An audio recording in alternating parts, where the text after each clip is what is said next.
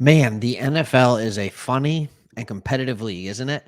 We go from absolutely loving Dan Campbell from about week 13 on last year into Hard Knocks, loving him even more. And then we play the Eagles tough. We beat the Commanders. We almost beat the Vikings. Everybody's like, Dan Campbell is the man.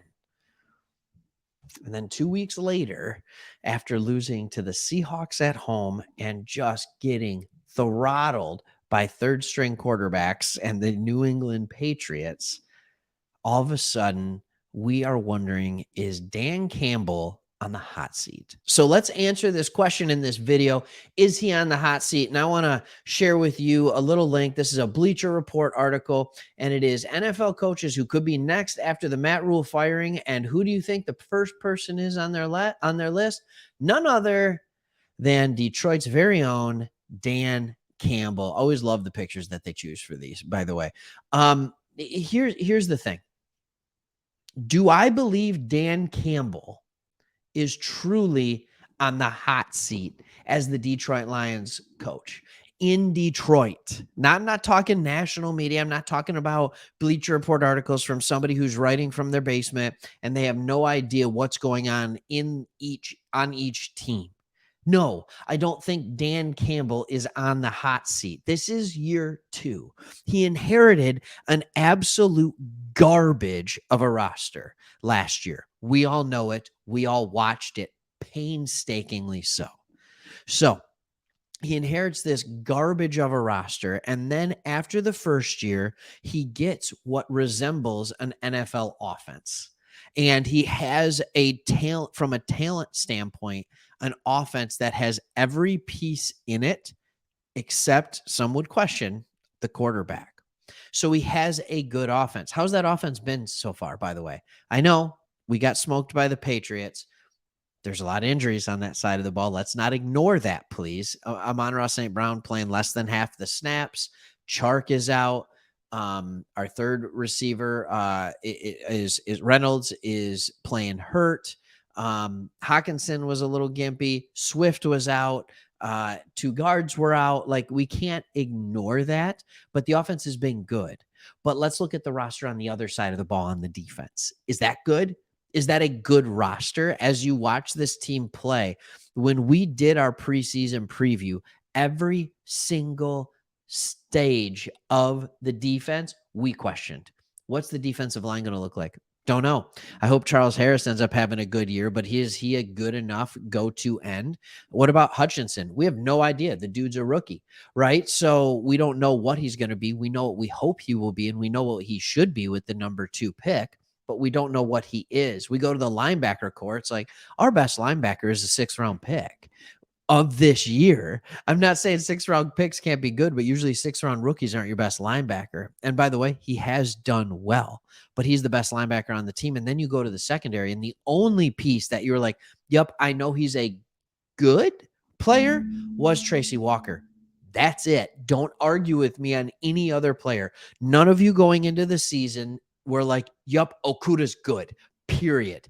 None of you going into the season were like, Oruwariye, number 1, lockdown corner, let's go. None of you.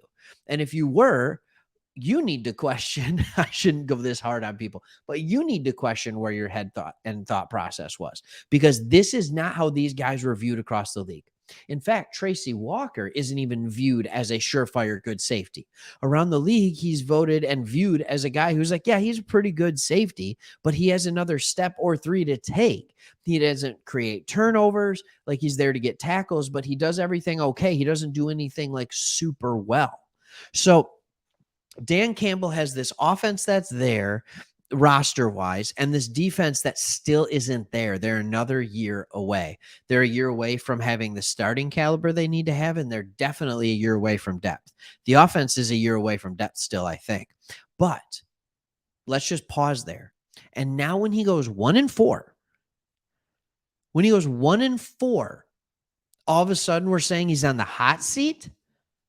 Do you think he's on the hot seat? Hit that in the comment section below. Like, do you think that Dan Campbell should be on the hot seat? Or do you think they shouldn't even be talking about Dan Campbell on the hot seat until week 5 next year? because personally, I don't think he should be on the hot seat. I don't even think it's even close at this point. Now, if he goes 2-15, if he goes 3-14, and there's zero improvement on this team, even though the roster is better, yes, you can have him on the hot seat a little bit at the end of the year. But he can't be there yet. And I don't understand how we are just so quick to just be like, all right, dude sucks, throw him out. Like, this is not a great roster. We know this. Nationally, we know this. We know it's not great. So why, when it performs in a manner that is not great, do we all of a sudden think the head coach needs to be on the hot seat? We all think Brad Holmes is doing a good job. We think that he is building a roster, but it was a gut job. If you remember the 0-16 Detroit Lions, I am going to make an argument that that roster was not that much worse, if it was worse, than the 3-13-1 Lions we had last year. What was it, 40, 50, 60 million in dead cap? Like, it was a terrible roster.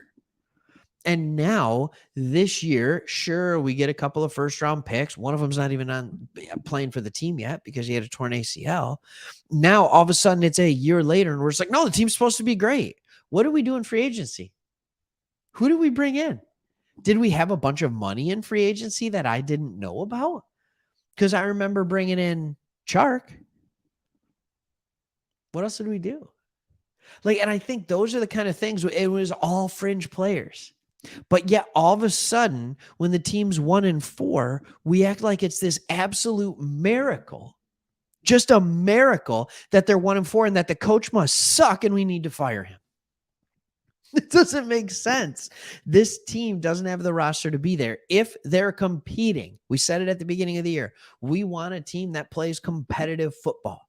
Competing doesn't always translate to wins. You'd like it to. It probably should have. We probably should be 2-3. All right. Don't tell me we should be 3-2, because we should not have gone into Minnesota and beat them. I know we were dominating that game. I understand it. But roster wise, I don't think we should have gone in there and even sniffed a victory.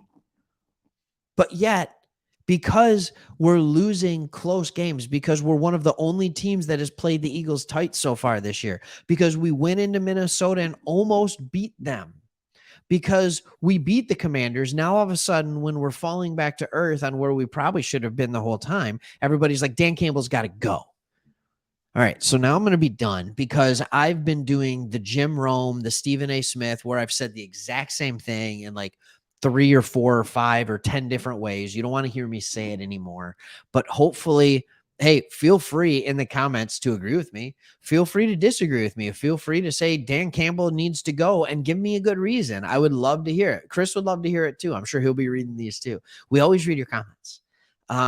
We can't respond to all of them because we got day jobs, but we do love reading them and responding when we can. So hit those comments up. They're below that subscribe button. See how I said that? They're below the subscribe button, hoping that that hint gives you the hit the subscribe button if you haven't already. So anyways, I don't think Dan Campbell should be on the hot seat. If there's a coach that should be on the hot seat, it's Aaron Glenn. That's what it should be. And I don't know why it took me almost 9 minutes into this video to say that. Maybe we'll do another video about that. All right. It's tough. Enjoy your bye week, everybody. Enjoy your bye week. I hope you had a great time today. I hope you went to an apple orchard with your kids, with your family, and you just got out of the house. Or maybe you watched other teams play football and it was refreshing for you. But next week, get your butt back on the couch. Let's watch the Lions. Let's watch Sports Talk Detroit. Let's talk about it. See you on the next one.